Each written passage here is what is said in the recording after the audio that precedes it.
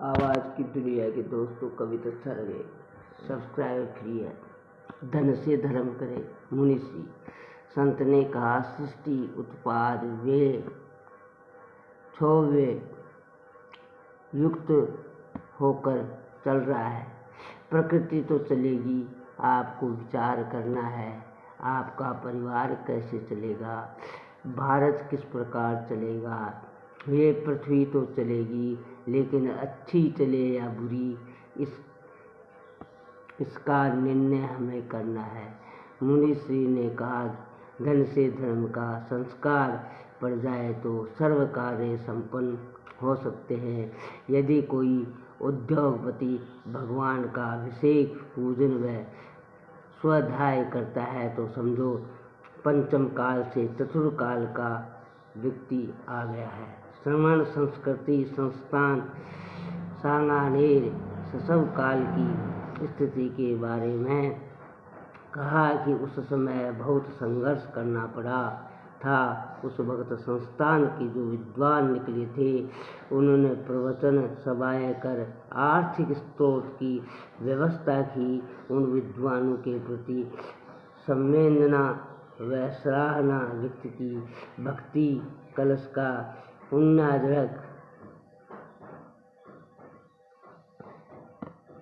श्रीमती भगवती देवी को प्राप्त हुआ। पर निंदा सबसे बड़ा पाप। संत ने कहा तुम आत्म द्वारा बनोगे तो अपना उत्थान कर पाओगे। जब तक तुम्हारी दृष्टि में ऐसी रहेगी तुम संसार में उलझते रहोगे। ये उद्गार गुणायतन प्रणेता मुनिश्री ने कहा स्वयं आत्मा की चिंता करो, लेकिन ये दुर्लभता है तुम्हारी दृष्टि स्वयं पर कम पर में ज़्यादा टिकती और ज़्यादा भागती है। पर में ज़्यादा टिकती और ज़्यादा भागती है। पर के पीछे होने वाली तत्परता ही तुम्हारे जीवन को दुखी बनाती है। परम से बच्चों स्वयं में रमो। आत्मध्यान से बाहर योगी भी पर से जुड़ा हुआ है। मित्रों, प्रवृत्ति में पर आती है। स्वयं के प्रति स्वयं का केंद्रीयकरण, नितृप्ति के स्वयं का केंद्रीयकरण निवृत्ति में संभव है, जो ध्यान की भूमिका है। परनिंदा जीवन का जघन्य कोटि अपराध है, लेकिन तुम्हें परनिंदा में रस आनंद मजा आता है। ये तुम्हारी बड़ी दुर्लभता है। पर की निंदा मनुष्य की स्वाभाविक रुचि है। दोस्तों, आवाज़ की दुनिया है दोस्तों। तय पर निंदा प्राय झूठी होती है। झूठा आदमी ही निंदा करता है। सच्चा ताकि कभी निंदा नहीं करेगा, क्योंकि उसे पता है कि निंदा करना सबसे निंदनीय कार्य है। पर निंदा में अगर तुम्हारी रुचि है तो इसे घटाने की कोशिश करें। अच्छे विचारों का अपने अंदर आरोपण करें। सोच का परिवर्तित करने का एक ही तरीका है। हम हर चीज़ के सकारात्मक देखने व सोचने की कोशिश करें। सकारात्मक तरीके से देखने की प्रवृत्ति को जानते हैं तो व्यक्ति नुकसान में भी लाभ देख लेता है, और नकारात्मक तरीके से देखता है तो लाभ में भी नुकसान दिखाई पड़ता है।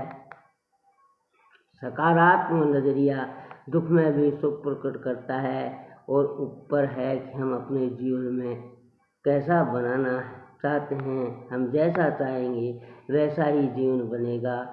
इसलिए सोच को निर्बल बनाने की कोशिश करें। व्यक्ति के गुणों को देखने की कोशिश करें। यदि आपकी दृष्टि व्यक्ति के गुणों पर होगी तो अवगुणों से अवगुण ही व्यक्ति में भी कोई ना कोई गुण दिखाई पड़ जाएगा। और यदि दूसरों पर दृष्टि होगी तो कितना ही महान व्यक्ति क्यों न हो, उसमें भी आपको दोष ही दोष दिखाई पड़ेंगे। दोष देखने के जीवन दुष्ट होता है और गुण देखने से जीवन में गुणों का उत्कर्ष होता है। आज की धर्म सभा का शुभारंभ संगीत व मंगल चरण से हुआ। तत्पश्चात मंच मांगलिक क्रिया में मुनिश्री के बाद प्रकाशन करने सौभाग्य व धर भाई लक्ष्मी से दुत्कार कर निकाला बेटी को जन्म देने की सजा। पति व सास घर से ताला लगाकर भागे।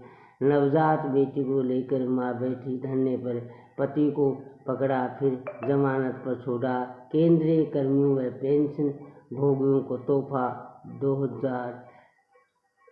20% महंगाई को दिवाली का तोहफा देते हुए उन्हें अंतर्मन। महाभारत का युद्ध समाप्त हो चुका था। भीष्म पितामह शरयशा पर लेटे धर्मबोध दे रहे थे। युधिष्ठिर अपने भाइयों के साथ पितामह के चरणों के समीप बैठे थे और उनके उपदेश ध्यानपूर्वक सुन रहे थे। आवाज़ कितनी है दोस्तों।